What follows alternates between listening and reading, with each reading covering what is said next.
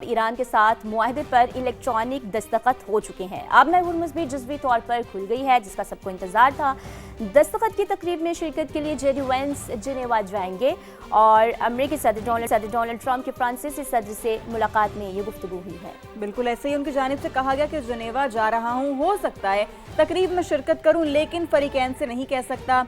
Iran पर पाबंदियों से मुतालिक उन्होंने कहा कि तेहरान अपनी जिम्मेदारियां पूरी करेगा तो इसके असरात भी नजर आएंगे। और अमरीकी सदर ने लबनान का मसला हल करने की भी ख्वाहिश का इजहार किया और हम भी यही चाहते हैं कि लबनान का मसला जरूर हल हो। और जनाब कुफर टूटा खुदा खुदा करके आबना हुर्मुज़ से बहरी जहाज़ों की आमदरफ्त शुरू हो गई है। 3 ऑयल टैंकर्स और 2 ईरानी जहाज अमरीकी नागाबंदी से गुजर गए। अमरीकी मीडिया की जानिब से और ईरानी मीडिया की जानिब से ये दावा किया गया। बरतानवी अखबार फाइनेंशियल टाइम्स के मुताबिक अमरीकी इंतजामिया ईरान के लिए $300 अरब की सरमाकारी फंड की इजाजत देने पर गौर कर रही है। यूरोप, जनूबी कोरिया और जापान समेत एशिया के कई कारोबारी इदारे भी इसमें दिलचस्पी का इजहार कर रहे हैं। बिल्कुल, और दिलचस्पी का इजहार करना भी चाहिए। फंड्स का इजरा मुजव्वज़ा मफाहमती याददाश्त की शराइत पर अमल दरामद से मशरूत होगा।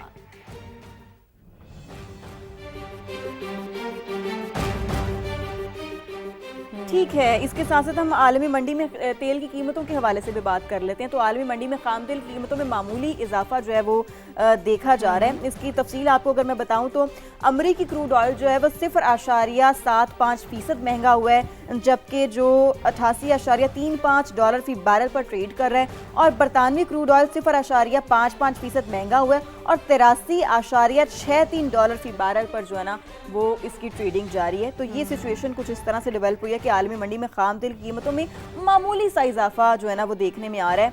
और इसके साथ साथ आपको ये भी बताएं कि जो अमरीकी क्रूड ऑयल है वो 0.75% महंगा हुआ है और महंगा होने के बाद जो इसकी कीमत है वो $81.35 फी बैरल पर हो गई है। इसके साथ साथ जो बरतानवी क्रूड ऑयल है वो 0.55% महंगा हुआ है, $83.63 पर इसकी ट्रेडिंग जारी है। तो मामूली सा अगर कह लिया जाए कि इजाफा देखने में आए तो यह गलत नहीं होगा। बिल्कुल, देखें ना, जहाँ पर बहुत ज़्यादा इजाफा हुआ था, अभी अच्छी खबर मिली है तो मामूली सा इजाफा हो गया।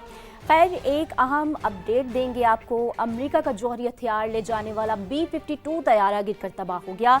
8 अफराद जान से गए हैं। हादसा कैलिफोर्निया के एडवर्ड्स एयरफोर्स बेस से परवाज भरने के चंद लम्हों के बाद पेश आया है। इस पर तहकीकात जारी हैं। अफसोसनाक सा ये हादसा है। अमेरिका का जौहरी हथियार ले जाने वाला तैयारा जिसकी तफसीलात हैं कि B-52 तैयारा है, ये गिरकर तबाह हुआ है। 8 अफराद जान से गए और हादसा बताया जा रहा है कैलिफोर्निया के एयरफोर्स बेस से परवाज भरने के बाद चंद लम्हों बाद पेश आया। इस हवाले से मजीद तहकीकात जारी हैं कि क्या वजूहात बनी जिस वजह से ये हादसा पेश आया। तो जैसे हमें तफसीलात मिलेंगे आपसे भी शेयर करेंगे। लेकिन अभी बात कर लेते हैं फीफा के हवाले से, जिसका सबको इंतजार होता है। और चूंकि अब मैचेस चल रहे हैं तो सभी जितने भी शायकीन फुटबॉल है ना वो बहुत ज़्यादा पुरजोश हैं। फुटबॉल वर्ल्ड कप में ईरान के इनकलाब से पहले के जो झंडे स्टेडियम में लाने पर उस पर पाबंदी लगा दी गई। लॉस एंजलिस की अदालत ने पाबंदी को दुरुस्त करार दे दिया। एक ईरानी फुटबॉल फैन और समाजी तंजीम ने लॉस एंजलिस की अदालत में फीफा के इस फैसले के खिलाफ मुकदमा दायर किया था। ताहम अदालत ने आखिरी लम्हात में होने वाली समाअत के बाद फीफा के फैसले को दुरुस्त करार देते हुए शेर और सूरज के निशान वाले कदीम ईरानी झंडे को स्टेडियम के अंदर ले जाने पर पाबंदी जो है ना वो लगा दी। बिल्कुल, और उसको बरकरार भी रखा। बिल्कुल, और इसके खिलाफ मुजाहिरीन ने स्टेडियम के बाहर जो है वो एहतजाज भी किया था। तो एक बार फिर से अपने नाजरीन को ये खबर दे देते हैं ताकि जिन्होंने हमें अभी ज्वाइन किया है वो भी सुन सके, उनको भी पता चल सके। क्योंकि फुटबॉल के शायकीन है ना, तो उनको पता होना चाहिए कि फुटबॉल वर्ल्ड कप में ईरान के इनकलाब से पहले वाले झंडे स्टेडियम में लाने पर पाबंदी। लॉस एंजलिस की अदालत ने पाबंदी को दुरुस्त करार दे दिया है। एक ईरानी फुटबॉल फैन और समाजी तंजीम ने लॉस एंजलिस की अदालत में फीफा के इस फिर से आपको स्ट्रेट ऑफ हुर्मुज़ क्योंकि खुल गई है तो इस सारी सिचुएशन में क्या डेवलपमेंट मजीद हो सकती है, इस पर बात करेंगे। हमें ज्वाइन किया डॉक्टर वकास बुखारी साहब ने। वकास साहब, बहुत शुक्रिया, आपने समा को अपना कीमती वक्त दिया। क्या कहेंगे आप? आबना हुर्मुज़ से बहरी जहाज़ों की आमदरफ्त जो है वो शुरू हो गई है, किस तरह से इस सिचुएशन को आप मजीद आगे इसकी डेवलपमेंट देख रहे हैं? Thank you so much for having me. देखें, ये एक पॉजिटिव साइन है कि पिछले जो हम फरवरी से देख रहे हैं कि ग्लोब की इकानमी जो एक बहुत बड़े क्राइसिस फेस कर रही थी, उसके लिए जो है यहाँ पे एक रिलीफ है। हमने ये देखा कि यहाँ से ग्लोब की जो है वो 1/5 ऑयल जो है यानी 20% ऑयल की सप्लाई जो है यहाँ से कंटिन्यू होती है। اور جب یہ اسٹریٹ آف ہارمز کلوز کی گئی تھی تو پوری گلوب کی اکانومی جو ہے یہاں پہ چوک ہو گئی تھی. آئل کی پرائسز ہم نے دیکھی اوپر جاتی ہیں. سملرلی جو ہے وہ توانائی کا ایک بحران جو ہے وہ یہاں پہ دیکھنے کو ہمیں ملا تھا. اور ultimately this is word the success of میں یہ کہوں گا کہ پاکستان ڈپلومیسی کہ اس کی وجہ سے جو ہے یہ اسٹریٹ آف ہارمز جو ہے وہ اوپن ہوتی ہے. اور الٹیمیٹلی یہاں پہ ایک ریلیف جو ہے وہ سب کو ملے گا. اس کے پیچھے جو ہے وہ اٹ از نو ڈاؤٹ کہ along with پاکستان جو ہے وہ چائنا, رشیا اور یہ پرشین گلف اسٹیٹس بھی تھی.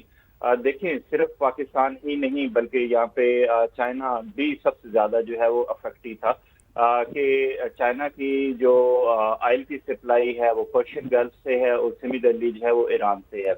سو یہ اس اسٹریٹ آف ہارمز کا کھولنا یہ سائن دے رہا ہے کہ یہاں پہ اسٹیٹس جہاں پہ ایک ملٹی پولر ورلڈ ہے وہاں پہ جہاں پہ انڈیپینڈنٹ ہیں تو وہیں پہ اسٹیٹس جو ہیں وہ انٹر ڈیپینڈنٹ ہیں.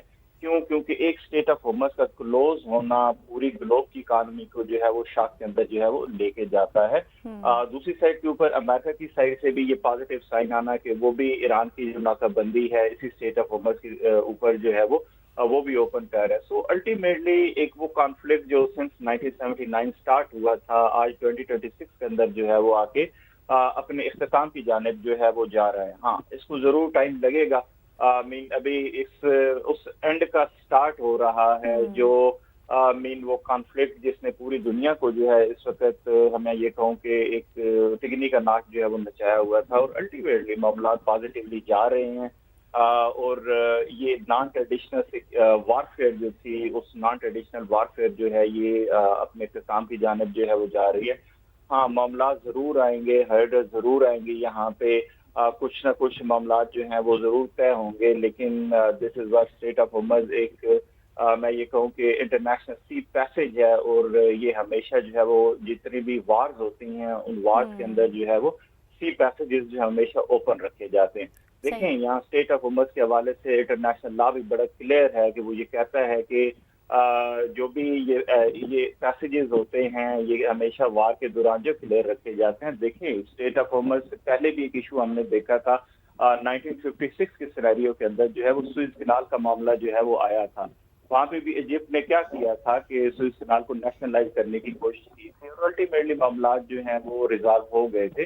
یہاں پہ بھی دیکھ لیں ایک سائڈ پہ اسٹریٹ آف ہارمز کے عمان بیٹھا ہے, دوسری سائڈ پہ جو ہے وہ ایران بیٹھا ہوا ہے اور دونوں کے جہاں پہ نیشنل واٹرز جو ہے وہ اینڈ ہوتے ہیں وہاں سے جو ہے وہ اسٹیٹ آف ہارمز جو ہے وہ اسٹارٹ ہوتی ہے. سو دونوں سائڈ جو ہے وہ کلیم نہیں کر سکتی. خاص کر ایرانیوں نے جب کلیم کیا تھا تو یہ نہیں ہو سکتا تھا کیونکہ this is what the violation of international law. یہ ایران کا ٹیریٹوریل واٹر جو ہے وہ نہیں ہے. So state of Hormuz again this is what the matter جس کے ساتھ جو ہے پوری گلوب کی اکانومی جو ہے وہ لنکڈ ہے. بالکل ڈاکٹر صاحب آپ سے یہ جاننا چاہیں گے کیونکہ آپ نے کہا کہ کافی ہرڈلز بھی آ سکتے ہیں اور کچھ وقت بھی درکار ہوگا بھی, تو کتنا وقت لگ سکتا ہے چیزوں اسٹیبل ہونے میں اور کس طرح کے یہ ہرڈلز ہیں جن کو فیس کرنا پڑ سکتا ہے اور کس طرح سے آگے نکل سکتے ہیں؟ دیکھیں ہم نے اس سے پہلے دیکھا تھا کہ 2015 کے سینیریو میں JCPOA ہوتا ہے ایران اور US کے درمیان. تو وہاں پہ بھی یہ بات کی گئی تھی کہ دس از واٹ دا سکسیس. لیکن الٹیمیٹلی کیا ہوا کہ اس کے راستے میں بہت زیادہ ہرڈلز آئی اور معاملات جو ہیں وہ پھر جوں کے تو ہو گئے. ابھی بھی یہاں پہ دیکھیں آلدو کہ ہم نے کہا کہ نیگوسیشن جو ہے وہ ہو گئے اسلام آباد ایکارڈ سے اگر اپریل میں ہم سٹارٹ کریں تو اس سے آنورڈ چیزیں جو ہے بڑی سکسیسفل رہتی ہیں. لیکن ایک اسٹیٹ جس کو نیگوسیشن کے اندر جو ہے وہ شامل نہیں کیا گیا اور جو سب سے بڑا وائلیٹر ہے اس پورے معاملے کا وہ ہے اسرائیل. سو اسرائیل کو جو ہے وہ یہاں پہ اگنور نہیں کیا جا سکتا. دیکھیں ایک سائڈ پہ ڈیل کی بات ہو رہی تھی, دوسری سائڈ پہ ہم نے پچھلے 2 دنوں کے اندر دیکھا کہ اسرائیل نے جو ہے وہ لیبنان کے اوپر جو ہے وہ اٹیک کی ہے. اور جب تک اسرائیل کو یہاں پہ کنٹرول نہیں کیا جائے گا اس وقت تک جو ہے وہ ڈیل تو ہو جائے گی, MOU سے ڈیل کی جانب معاملات چل تو پڑیں گے, لیکن یہ وائلیٹر جو ہے اس کو صرف اگر کنٹرول کر سکتا ہے تو اس وقت USA ہی ہے. اور اس کے آگے اگر میں چلوں تو نیکسٹ 60 ڈیز جو ہے وہ دیے گئے ہیں کہ باقی معاملات جو ہیں وہ چلیں گے. دیکھیں پہلے چیز کیا تھی, پہلے ٹرسٹ ڈیفیسٹ تھا یہاں پہ کہ نہ ایرانیز جو ہیں وہ US کے اوپر ٹرسٹ کر رہے تھے نہ US ایران کے اوپر ٹرسٹ کر رہا تھا. اور यहाँ पे डेड लॉक जो है वो मौजूद था। वो डेड लॉक जो है वो इस वक्त क्लियर किया गया है, दोनों पार्टीज को जो है वो टेबल पे आने के लिए जो है वो कहा गया।